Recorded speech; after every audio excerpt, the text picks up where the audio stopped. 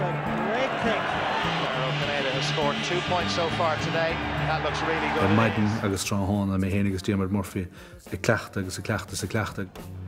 Bhí an saoú san I dhéint na gcónaí an chaid lecha síos chuid an puinte san don O'Neills a gcónaí fioch na nár John na spéire feig de feiste des Féach seaíar waig gá láimhar do chromáin Féach báta is ná Féach go dóiríiste na bolla Féach I gaide san amach agus saolalaí me Harris dras ná nachmór go bhíad fáil dhéanamh le a thuil dúnta.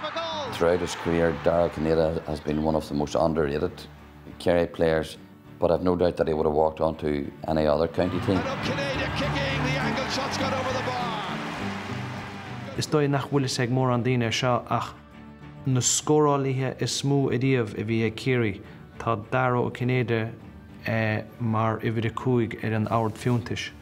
Aber díle go a chéansail a bháin agus buchas le díana go a chéansail caiide bháin ní garóin anad.